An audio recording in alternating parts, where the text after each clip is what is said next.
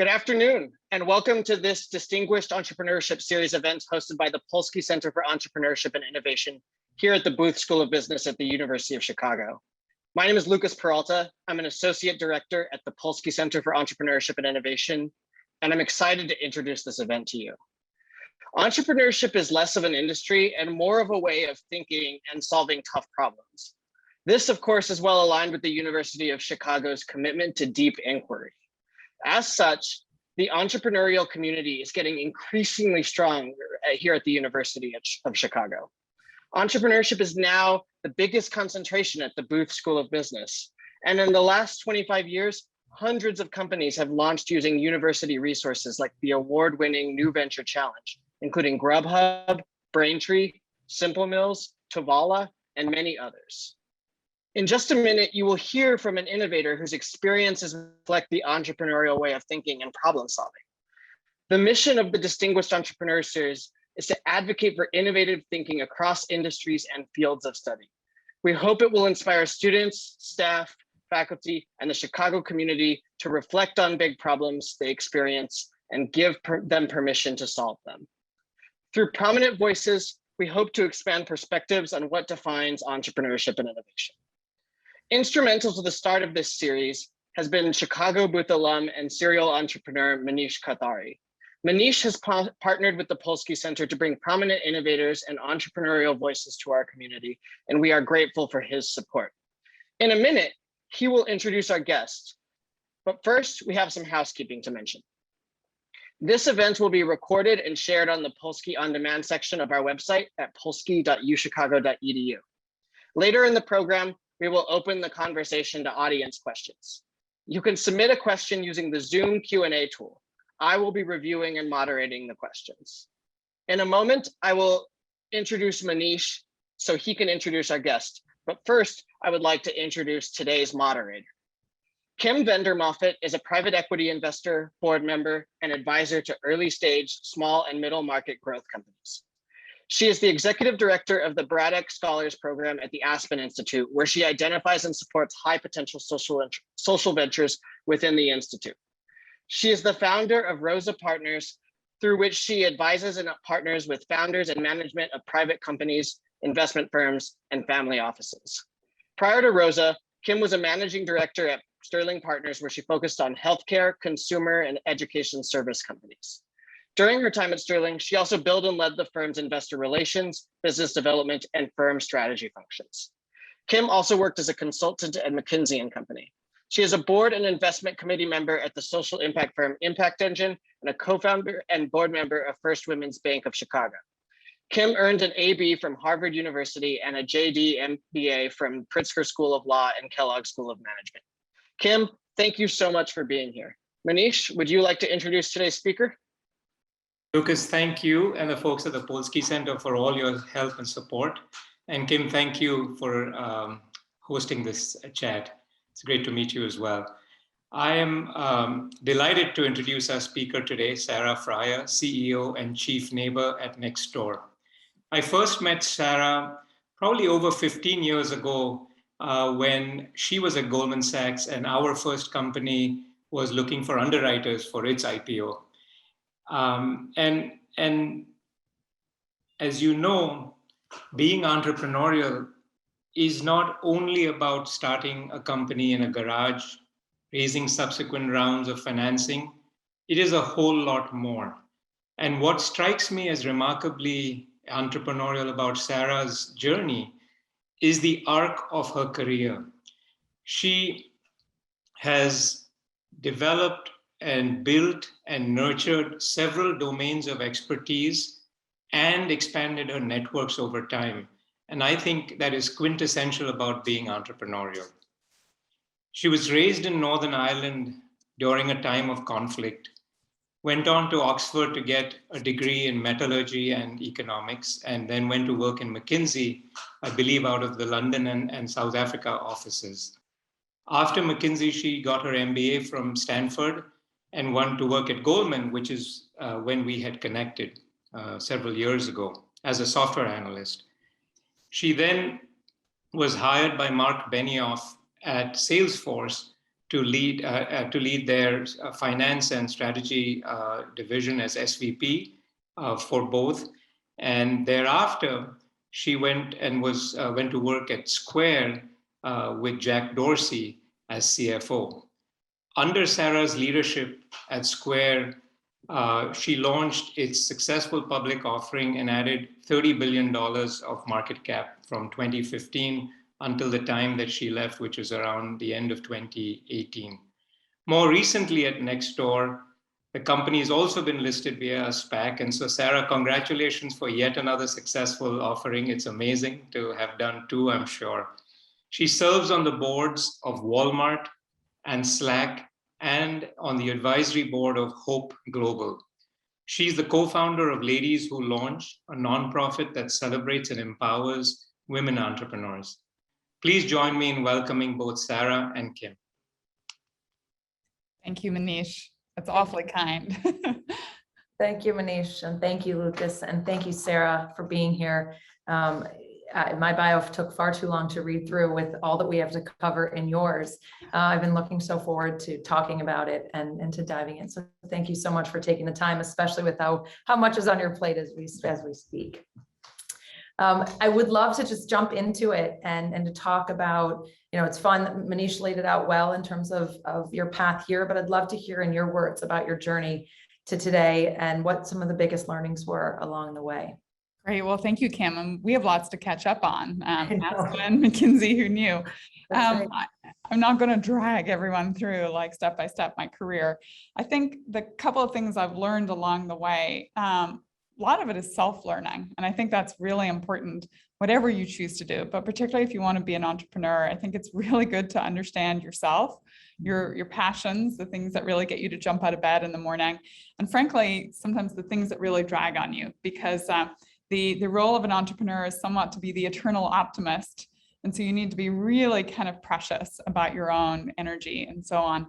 I was actually talking to someone earlier today about a framework that today I can articulate. I didn't know it at the time, so I came to it later, called Ikigai, I-K-I-G-A-I. It's a Japanese framework. It's effectively 4 overlapping circles. And the overlapping circles are that if you can find what you're good at, what you're passionate about, what the world needs, and what you can get paid for, because without the fourth, it's a hobby. In that center of that big Venn diagram, you find flow. And it's a Japanese construct because it was found through a lot of the research they did in blue zones where people live these tremendously long lives. And what enables them to live long lives, a lot of it, I mean, we're all learning about now our body's inflammation, how stress, how cortisol impacts us. And so finding flow is not just good for your psyche, but it's also very good for you psychologically. And so going back to kind of knowing yourself, I definitely learned pretty early on. I love the sciences, I love data. It's definitely, when I'm in my element. So understanding that from the get-go, it's why I studied engineering. I did study something called metallurgy. Today it's called material science. I think the second thing I discovered is how much I do like to take risks. I do like to feel that feeling of being a little over my skis.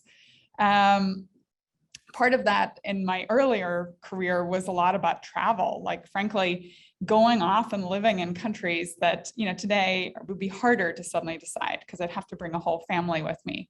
So one of my first internships was working in a gold mine in Ghana. That's the link to the metallurgy or the material science. It was kind of amazing. I showed up in this mine in a town called Obuasi, which was probably 6 or 7 hours out of Accra. And it was a pretty scary outcome, right? I was definitely not the norm. I was a young white woman in a mine that was predominantly at the most senior levels, white men who came from other places like South Africa or Australia or the US. And then a lot of Ghanaian workforce. There weren't many women at all. It was both an amazing experience because I got to see a lab process coming to life. And that kind of love of science coming into the world, I think is a lot of why I love product and product creation today from a technology standpoint. But I also really felt strongly that feeling of you can't be what you can't see. And I could not see anyone that looked like me. Therefore, I felt I could not be. And so that's actually that kind of fail moment was what flipped me back into McKinsey. But it was a really good learning. I think later in life, I come back to that a lot about how can I be that role model? And it's certainly a lot of why I took the CEO job at Nextdoor, was part of it to show that women can be CEOs. And then the final thing I would say is the other thing I've discovered about myself is this, eternal curiosity about life and learning. I am a big reader, so I really love David Epstein's book, Range. And why I love it is that it kind of spoke to me about what I'm often searching for is while I'm over here down some rabbit hole, I'm often finding a pattern that then I can apply to the thing that's right in front of me. And knowing that I have that curiosity is something that makes me make it okay to do a lot of the things I do. Like sometimes I meet people and they're like, oh my God, you do so much. How do you do it? And really the question they should say is like, oh my God, are you doing enough to keep feeding this thing, this energy well that you have? Because the day I don't do that, I actually find I tend to burn out. Then I actually get tired of the thing. So it is that curiosity that actually keeps me very whole and moving forward. And so it's something I think a lot about as I build companies, because I think when you're building, you often can find you end up in this space where you're kind of doing the thing that you're good at, going back to Ikigai, because everyone knows you're good at it. And frankly, you don't tend to have the urgency to go hire for that thing because you're like, well, I know how to do that. Why would I go hire someone? I need someone to do this other thing I don't know how to do. And so you end up kind of it all rolls downhill. I won't use the bad word. And you end up, your whole job is that stuff because you're good at it and no one else is doing it. And that's a huge energy suck. So really think a lot about that, where you are today.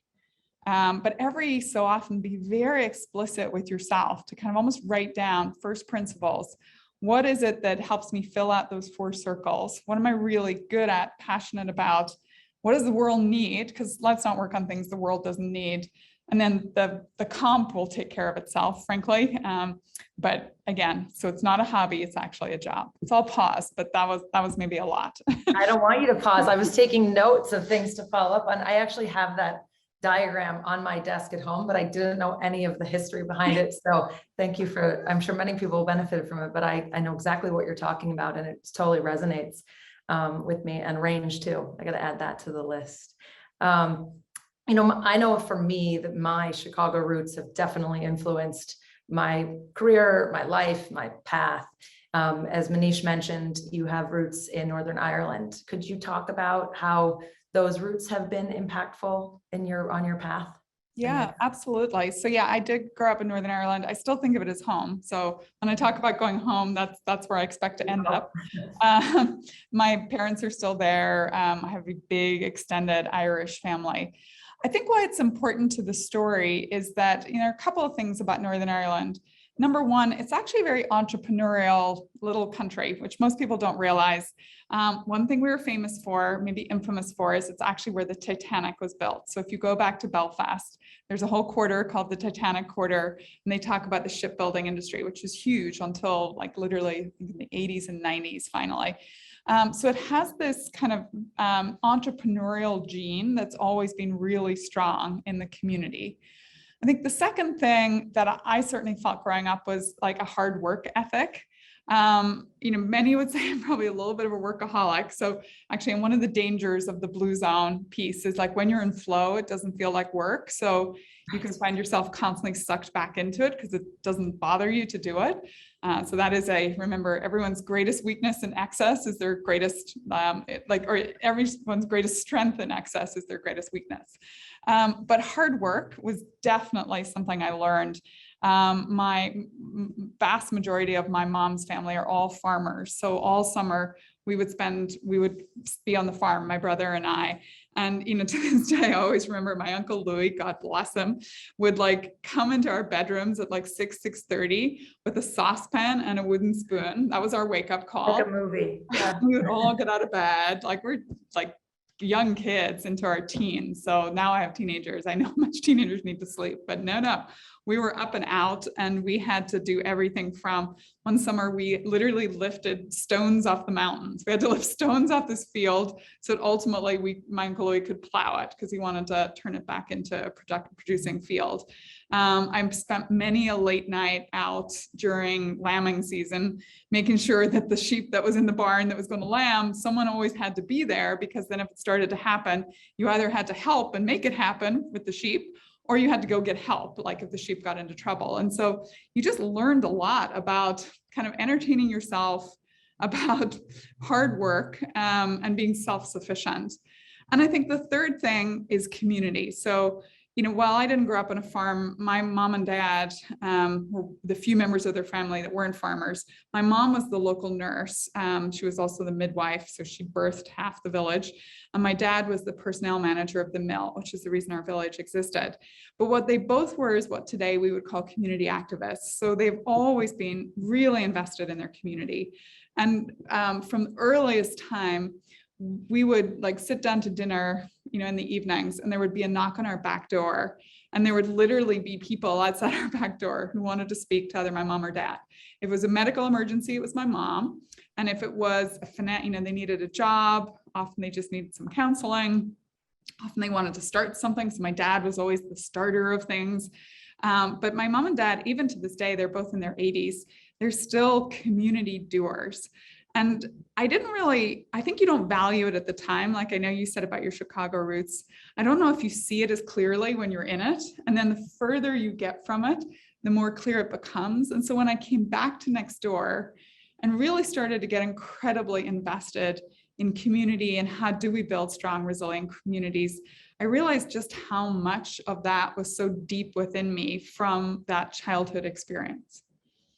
It's like you went to business school, but growing up where you did, and that's fascinating to share. And you've touched on it a little bit with that, especially with your first point about the nature or the industry within the village. But can we dig a little bit into your entrepreneurial skills that you gleaned from that, and how that's benefited you in your professional life?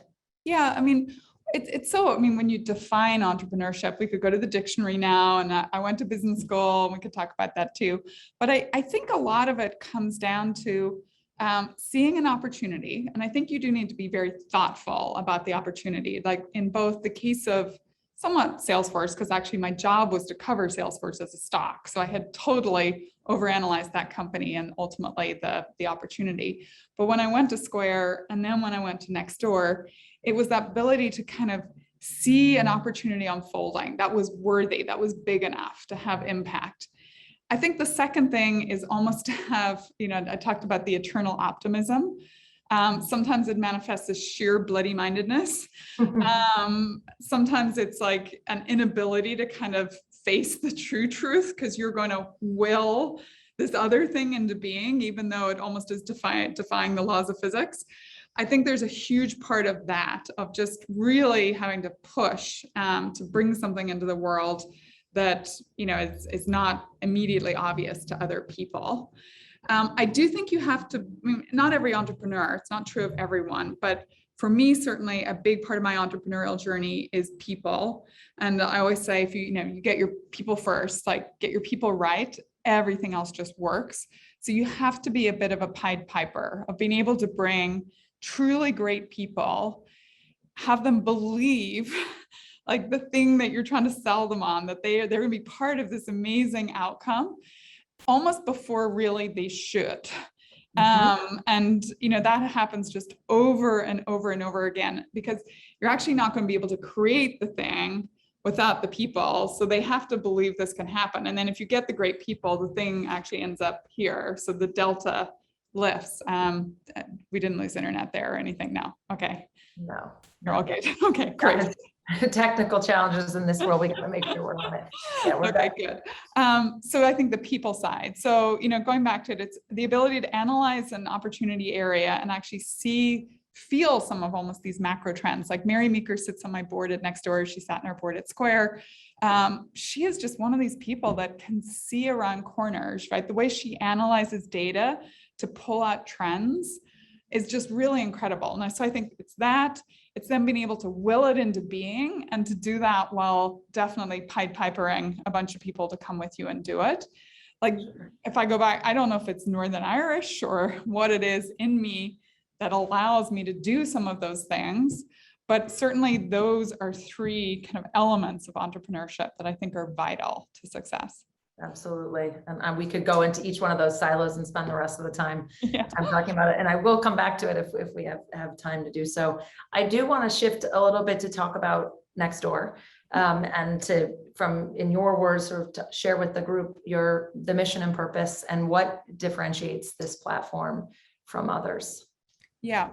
So first of all, with Nextdoor, right, we are the place where you connect to the neighborhoods that matter to you. And the reason people come, and so you can belong. Let me add that statement at the end, because the emotional element of product development is really important. The reasons people come to Nextdoor are first to build, to get and receive trusted information.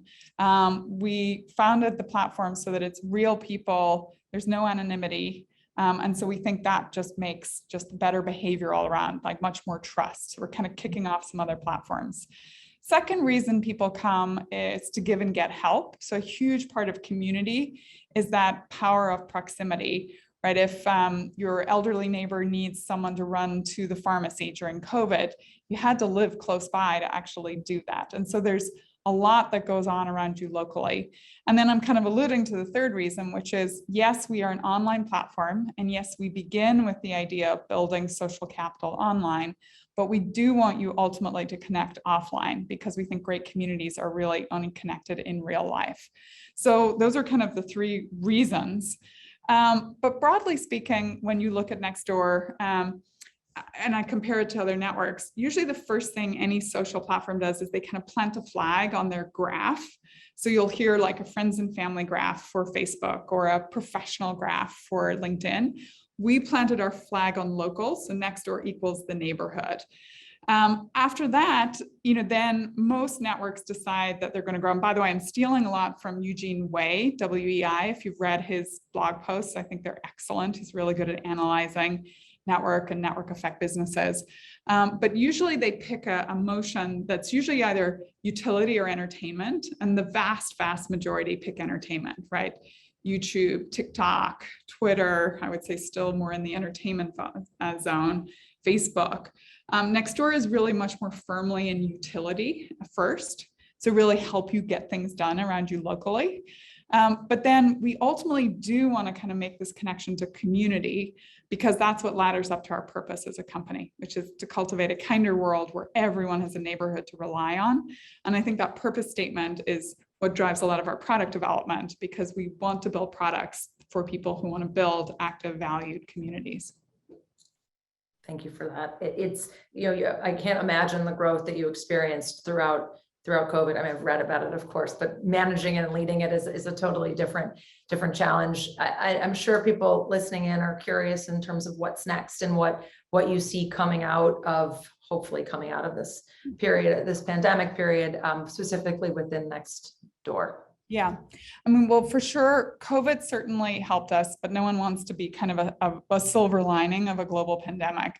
But one thing we've always known about Nextdoor is that it is a platform that tends to sing in a moment of disaster. So, one of the earliest examples we saw was Hurricane Harvey, where when Houston flooded, people really turned to Nextdoor actually to save each other because the emergency services were down, they were overloaded. And so it really is, this goes back to proximity, right? At that point, it's probably not super helpful to get on Twitter or Facebook because those people ain't coming to save you. You can chat a lot with them, but what Nextdoor has is someone who actually knows where you live and could show up in a boat and take you off a roof.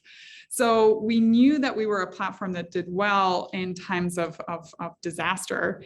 We just didn't think a global pandemic was coming at us, but that did allow us to rise to meet the moment. And I think Nextdoor really did. But I don't think we're just a COVID play. I absolutely believe there's been a big structural shift in how people think about local. And I think we're going to benefit as that structural shift unfolds. I was just talking a couple of weeks ago now to Brian Chesky over at Airbnb, and we kind of have the same belief set right now that people talked a lot about the mobile revolution, which was the idea where you were untethered. Now I can walk around with this device. But maybe this is really the big mobile revolution where now we're recognizing that we're not tethered to like a singular place. Mhm. And the more that people decide to move around, it's kind of interesting because it starts to open up the need for community though, because it's all well and good to go live in your Airbnb for 3 or 4 months. But if you don't know a single person around you, whether it's like you need an emergency dentist or an emergency plumber, or you just want to kind of go for a run with a group, or maybe you're a new mom and you want a mom's group, or a new dad and looking for a dad's group, this is where community really will start to come into its own. And so I do think we have this incredible structural shift going on. We've definitely seen, we go out and we survey our platform all the time, and it's a really great way to garner both insights about where the world is going. It's also a great way for us to package it up for how we make money, which is to our advertiser community. And I think what we see there is that locals never mattered more. 71% of the neighbors on Nextdoor say that their local community is now the most important community in their life. Still a big number of them, almost 3/4, are still uncomfortable attending large indoor events. So people are not totally back to any sort of normal. So what we see is them talking a lot about like a block party or a backyard wedding, right? All of these kind of mentions are much more about smaller and local and more intimate. My CMO was at Adweek, which was last week, I think, and she'd had this wonderful conversation with MasterCard about how, if you think about priceless, we were kind of edging in this world towards priceless being, you know, you got the front row seat at the, in my case, be the Warriors game, right? And that was priceless. But priceless was actually, like for me, it will be on November 8th. Not because that's maybe when Nextdoor might ring the bell, but it's when finally this country is going to open up and my parents are going to be able to travel here. And so kind of understanding how much priceless is actually the people around us, it's our family, like that may be a really interesting shift in the world too, that I think we can all kind of grab hold of. Absolutely. I mean, at hard and fast and not let go, right? I mean, you're such an important part of that shift and building connecting communities. So, and I mean, as a user, I appreciate that, as I now know my city neighbors far differently than I ever have through your service. So thank you for that.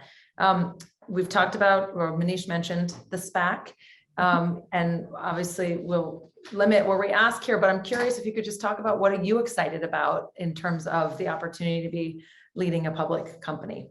Yeah, most entrepreneurs are not super. I'm going to stand up again. I like total back problems, so I stand up and sit down all the way through interviews.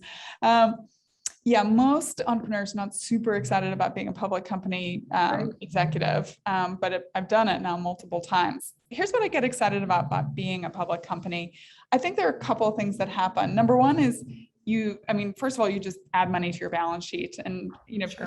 Entrepreneurship's about fundraising, and there's so much opportunity in front of Nextdoor. And I think when we got into the mindset of why take the company public, it really came back to, as we wrote the 2021 plan, you have to prioritize, right? That is an incredibly important skill set as a leader.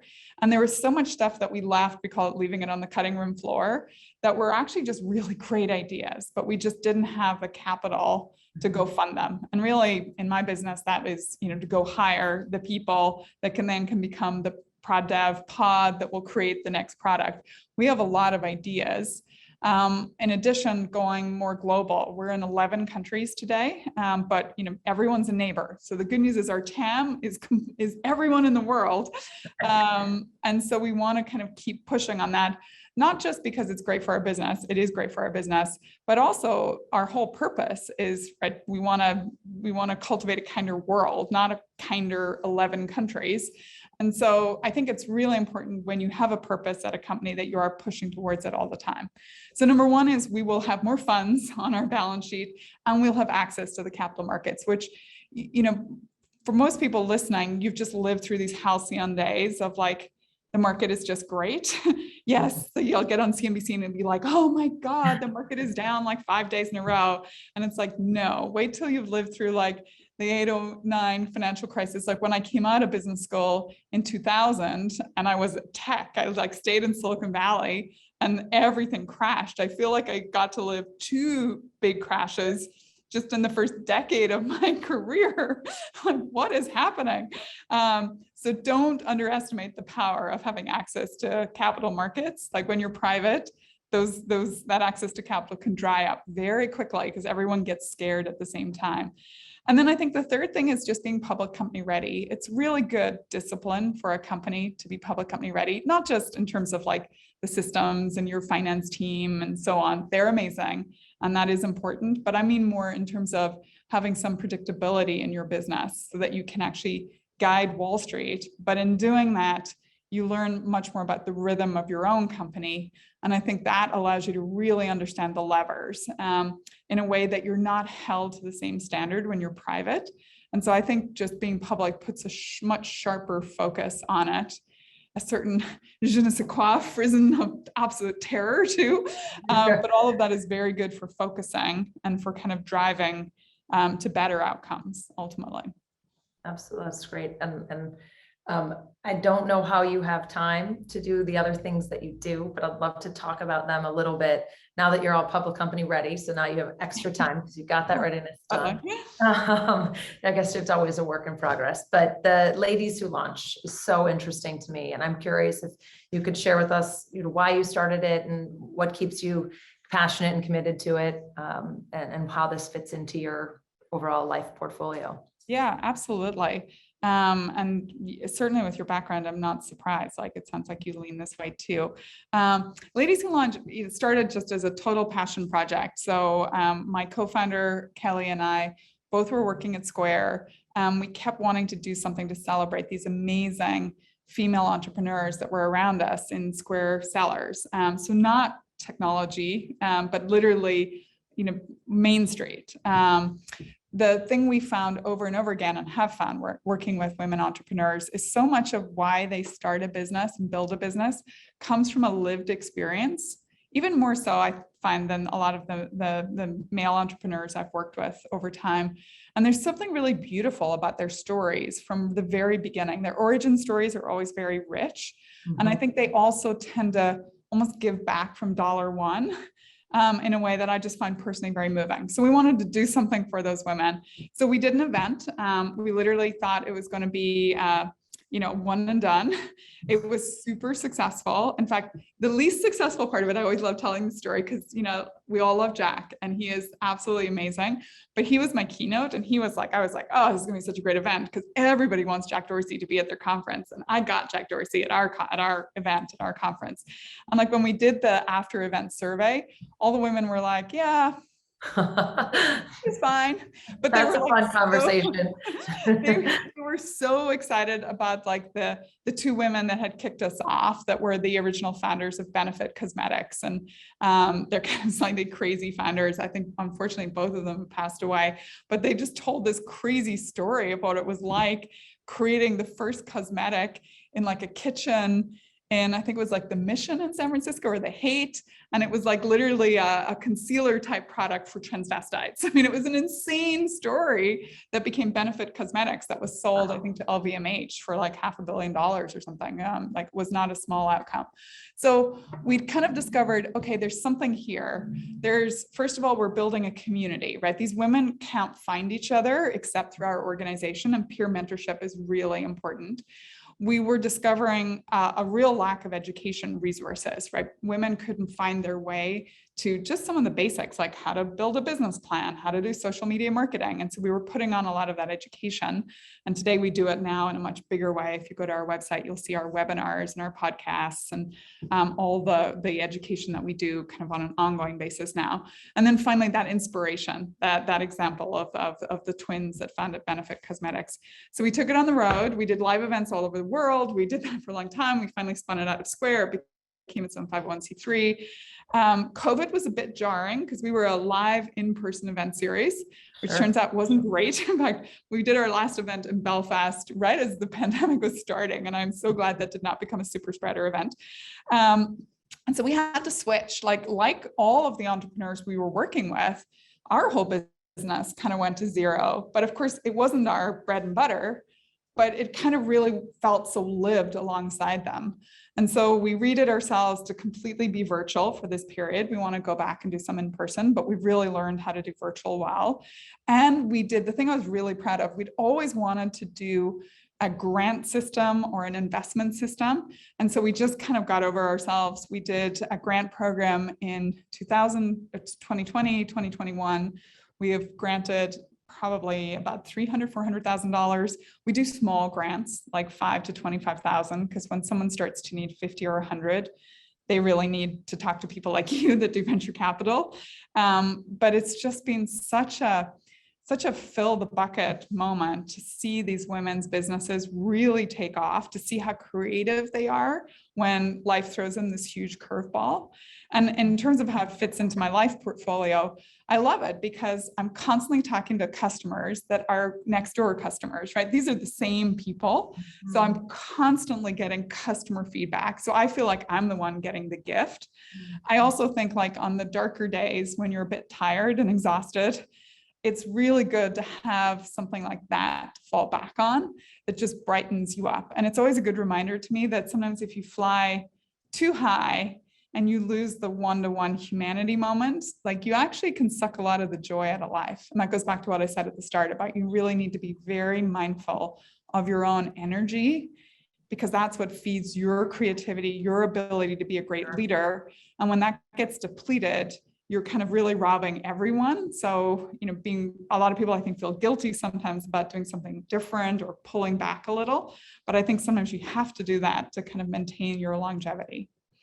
That's right. And that's good advice. And I, filling the tank, as if you will, is so important. But I also find that those who make room for all of this and they're the most generous oftentimes say what you say, which is you feel like you're taking more from it than, and I'm certain that it is a mutually beneficial contribution that you're making and providing access and support. So I personally appreciate it. And I'm not surprised that it took off, and I'm not surprised that you put so much energy behind it. And I'm glad you personally benefited from it as well, as a nice, maybe silver lining or more deeper than that. And similarly, Manish mentioned the boards that you're on, or some of the boards that you're on.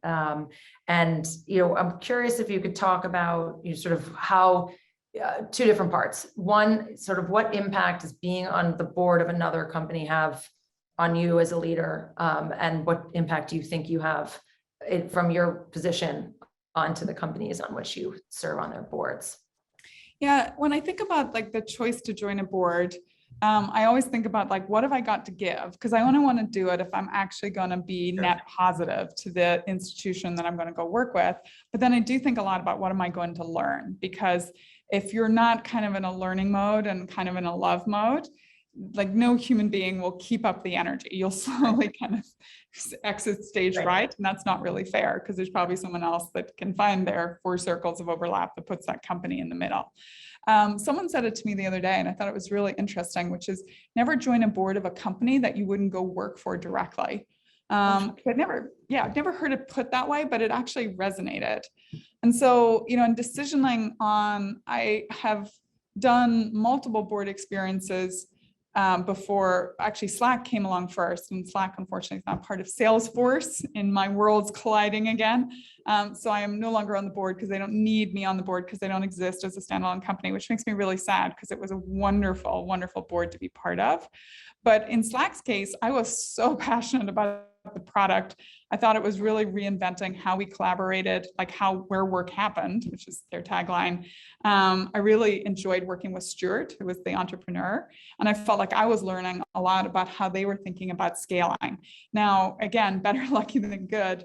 I ended up working on a platform, seeing it scale, that actually has way more applicability to what I'm building at Nextdoor now in terms of engagement. In fact, we just had Tamar, who's the head of product over at Slack, just came to talk to my team about what it's like to build a product that's about community and network effects and so on. So I feel really blessed that I got to see that for quite a while before I started to have to build there myself.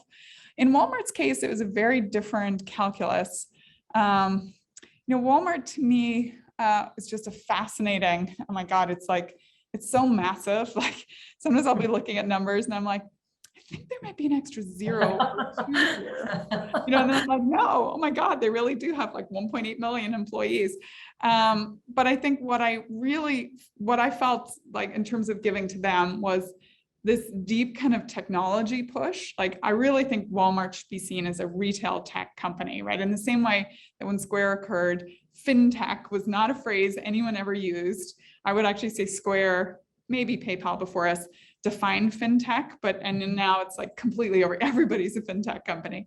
I think Walmart is right at that beginning of being retail tech, right? Amazon is much more tech, learning retail, and Walmart is just the folks you talk to about merchandising and supply chains. I mean, they're out of this world, just what they do and the scale at which they do it. But what they didn't have was like a good kind of tech overlay. And I think I felt I could give there. I also, have done a lot around what they have. The board committee I run is the SPFC, the Strategic Planning and Finance Committee. And it's a place where we look at M&A. And so as I was joining, actually a little bit after I joined, was when we really went hard and bought Flipkart. And I think that was a place where I helped them lean in from a risk perspective, because even for Walmart, Flipkart was a big deal. I think when we bought them for 17 billion. They were just valued at 34 billion. So far, so good. But it really means we're de facto the largest e-commerce play in India. There are also societal things to Walmart too, right? If you want to have an impact on things like maternity or paternity pay, if you start with Walmart, you hit 1.8 million people off the bat, but often where they go, everyone else has to follow. And so it's an interesting way to also think about things societally that you might really care about. So that scale became really interesting for me. Oh, that's awesome. That's great. It makes a lot of sense. I think you went down and my chair dropped down. So it might be virtual, but we're very in sync here. I'm going to turn it over to Lucas in a second with some questions, but I work at a program at the Aspen Institute that focuses on mentorship. So I would be remiss if I did not ask you about the role that mentors have played in your path and your journey. I love that because it actually has a double meaning for me, because I'm an Aspen fellow. And when I joined my fellowship, it's the Financial Leaders Fellowship. The two people who co-founded it, Rajni and Chris, became such great mentors. And Chris actually sits on my board as our lead director. So talk about taking mentorship to the extreme. Here's how I think about mentorship. I think it's incredibly important. And so I think everyone should be incredibly proactive about their own board of directors, like your personal board of directors, which I know is a phrase that people now kind of use quite a lot. I have a 2x2, forgive me as an ex-consultant, I have a little matrix of my board of directors.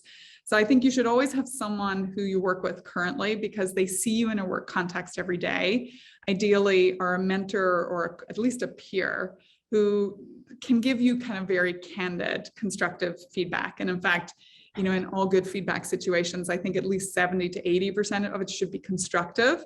Yes, 20% is great to put that little love sandwich around constructive feedback, but someone who's not afraid.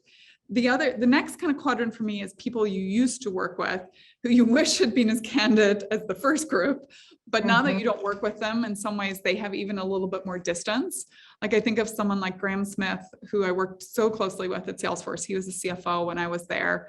After the fact, I've just found him even more of a great mentor when I became a CFO at Square, because he understood the domain, but he really understood me.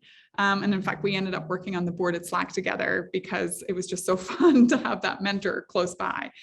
The third group is people who really care deeply for you as a human, because you can accept the sort of feedback from them that in some ways you can't accept from other people because you realize they're not out to get you. They're not trying to hurt you. So I would kind of put my husband firmly in that camp as someone who, sometimes can just see the things that I can't see. Right? When I was at Goldman, I had this moment right towards the end of my career where I came home and I was like, champagne tonight. Like Stephanie, my associate, had gotten promoted to VP. And David kind of looked at me and he said, I haven't seen you this excited about your job in like maybe years. He's like, you don't get this excited about stock calls. He's like, you have great stock calls, but like, you don't come home with champagne happening tonight. He's like, are you sure are you sure this like stock market thing is for you? He didn't quite put it that way. He had a much more eloquent way of saying it, which definitely planted the seed. And actually later, I kind of fast on the heels of that, I was up for partner at Goldman. And that was like the pinnacle. It was the thing I really wanted more than anything. I had been made VP really young. I'd made MD really young. And when I didn't make it, I was devastated. And that morning, like 6 o'clock in the morning, whatever, West Coast hours, working market hours, my husband came over. He's like, don't cry, come downstairs. And then I went downstairs and I totally cried. We walked around the building. I just super Irish. I was like swearing. And he was like, they've actually just set you free. And I was like, what are you talking about? They have just screwed me. I should be a partner. And he was like, no, they set you free. Like, if you want to stay and this is the thing for you, do it. But he kind of called me back to that moment and said, I just keep in mind where you get excited and make sure this is really what you want to do, because you have this moment now where you could take a different path. And that was like the moment where I kind of said, okay, I don't actually know if I love this job. I feel like I'm striving for a pinnacle that everyone expects me to want, but I actually don't know if I want it. And so I think that has to come from someone who you can hear it from. And then my fourth quadrant is like the aspirational, like people that you're like, they will never return my call. And the reality is in most cases, they won't, but sometimes they do. And you just need to find a way to worm your way in, even if it's for like half an hour of like and come with like a real question or a real issue that you're struggling through, and then follow up, like explain how their input really helped you, because that just gives them the willingness to kind of keep doing a repeated game. And those people change, like they don't usually stay the same the whole career, but Mark Benioff for a long time was firmly in that quadrant before I went to work for him, which just kind of shows how when you nurture that quadrant, it can actually become a big unlock. Well, it sounds like your husband's chairman of that board for good reason. And we don't have time to, I feel like it's just us here. I know there's more people, but like so much of what you just said resonates so much with my own journey in life. And I think it is such a blessing, these bumps in the road that lead to, as your husband said, these freeing moments that, you thought you were supposed to be someplace else and that's what you wanted. And what clarity and what gift is that clarity? I mean, it's so amazing. So I'm so glad you got there at that stage in your career, and you got there so quickly because of your early promotion. So now you have this great chapter that's followed and one that's ahead. So I'm going to kick it over. I think we probably have time for one or maybe two questions. If you're open to it, if Lucas will take it, give us the one or give you one. I'm going to step back. Yes, absolutely. There is a good two-part question, in my opinion, here that is a good follow-up to the mentorship question. And the first part of the question is, what is something that you learned from Jack that helped you in your current role? But I think the more interesting question is like, what is something that you think Jack learned from you? Yeah, I like that. I like where you're going with that. I'll start with the first one because you do get asked that question a lot. So I kind of know where I'm going with that thought. So I think the couple of things I learned from Jack are, number one, Jack is really good at knowing what he's great at, and he does that. And there are not that many things. And then he hires around him for all the other things. And he just hires great people and gets out of their way. And I think that is a great learning, because a lot of leaders are terrible at that. They are micromanagers. I like to say I'm not a micromanager, I'm micro-interested. So I will totally get out of your way, but I'm curious. So I often just want to know, but I'm not going to do your job. So that's number one with Jack. And I think the second thing, there's actually not surprisingly, there's a whole tweet that I put out of like a note that Jack sent me as I was leaving Square. And so if you go to my Twitter account, you can find it. But the big piece of advice that really stood out was not to be afraid to fail in public. And I think that was an important piece of advice because I don't know, maybe I'm being overly gender specific. I think a lot of women grow up having to be like the A+, like the good girl in school. Like I have a 16-year-old daughter now. And so I see this, right? She is the A student. She gets an A-. It's like a minor tragedy just happened. She just has like such a need to be perfect. And I definitely have that in me too. And Jack knows that. And so I think learning to let that go, because again, to really go big, you have to fail, right? When I ski with my kids, I'm always like, we're not falling down. Nobody's trying hard enough. And so, but it's a very hard thing. It's a very hard thing to unlearn, particularly for me, I would say. I don't know. I think it's true for other women, certainly when I've talked to them. What I think Jack learned from me, lots of good stuff, like the power of data to begin with, because he's a very intuitive thinker. And so often when we were at odds with one another, I would be there with my mountain of data to just prove him. And then he'd be there with like, I don't know, his like kombucha. And I'm like, dude, like, we're not going to make this decision based on like how you slept last night. So I think we learned to find a good yin and yang on data plus like just pure intuition, and probably then vice versa. And I think a lot of the humanity piece, like Jack is an introvert. He doesn't love being around a lot of people. And I love people. But I think together we were really good at, we would do so many events where he would kind of learn how to be a lot more open to people, like why that is a beautiful thing. And frankly, the insights that you would glean when you just listened. Very interesting, very interesting. I've got another question here.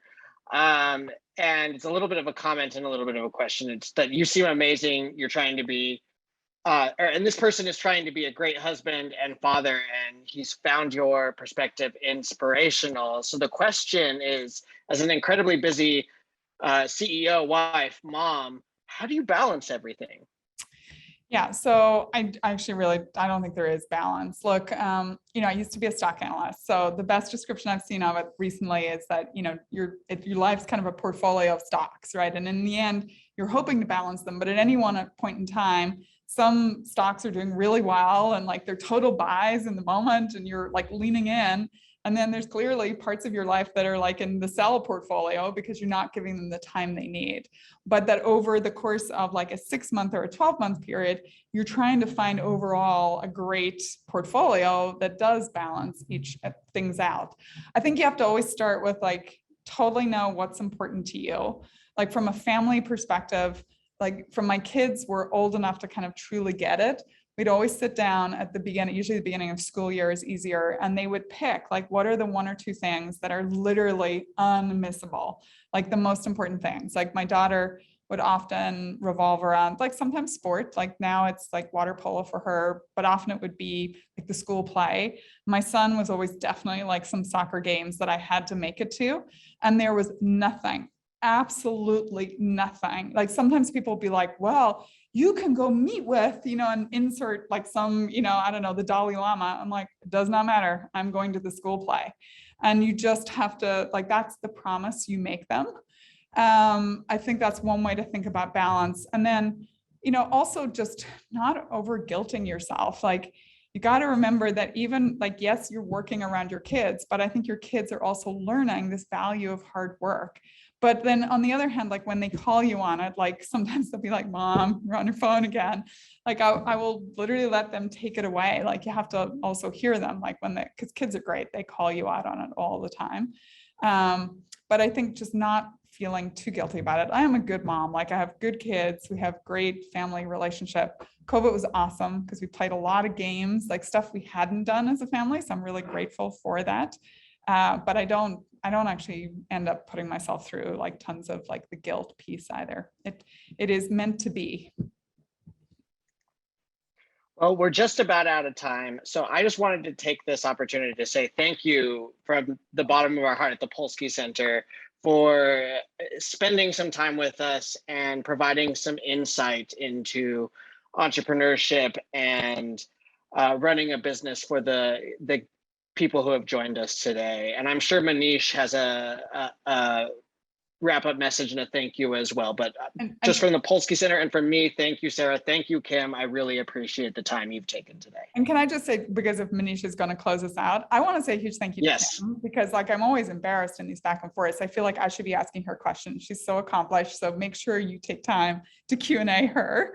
And then I really want to say thank you to Manish. Like, as he mentioned, we met such a long time ago. And it's always interesting in your career, the people that go in and out of your life, but you keep this connection because you so respect them. And that's certainly, I'm really grateful, Manish, for kind of bringing me back here, but also keeping this connection. Thank you.